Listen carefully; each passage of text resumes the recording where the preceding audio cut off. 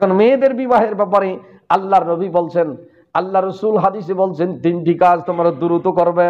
তিনটি দ্রুত করলে তা কল্যাণ নিহিত আছে, সব নিহিত আছে এবং ফিতনার থেকে তোমরা বেঁচে থাকবে। এক নম্বর বলছেন ওয়াসসালাতু লিওয়াক্তিহা, যখনই নামাজের সময় হয়ে যাবে তুমি তাড়াতাড়ি নামাজ আদায় করবে, কোনো দেরি নয়, জামাতে ধরার চেষ্টা করবে। জামাতে ধরিয়ে নামাজ পড়লে দেখা যাবে এটা তাড়াতাড়ি হওয়ার সম্ভাবনা থাকে। এই পড়তেছি, এই পড়বো, এই করব, করতে করতে নামাজ কাজা হয়ে যাইতেও পারে।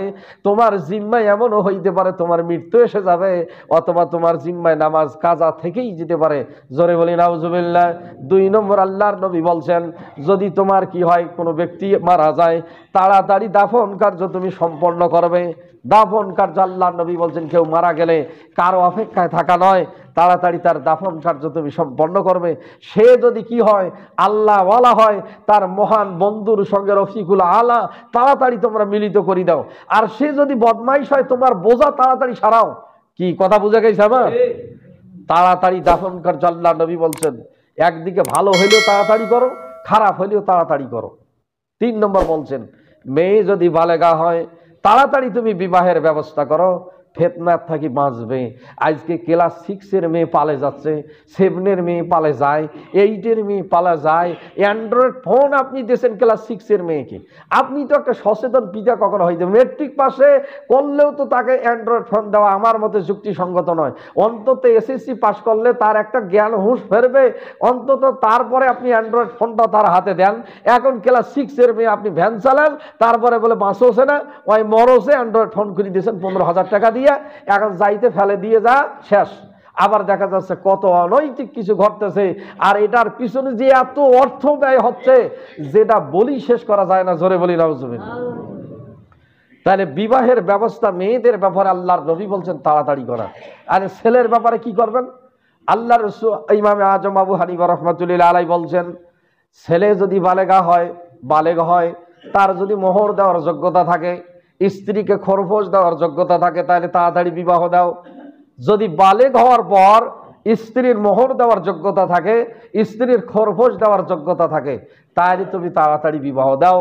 যদি তার শারীরিক এবং আর্থিক ফিটনেস থাকে, যদি শারীরিক এবং আর্থিক ফিটনেস থাকে, তাহলে যদি জেনায় লিপ্ত হওয়ার সম্ভাবনা থাকে, তাহলে মুহাদ্দিসিনে কেরাম বলছেন বিবাহ ফরজ, কেউ বলছেন বিবাহ ওয়াজিব। যদি মোহর দেওয়ার সামর্থ্য না থাকে তাৎক্ষণিক, তাহলে সুন্নাত। তাহলে আপনার ছেলের কোন লেভেলে আছে?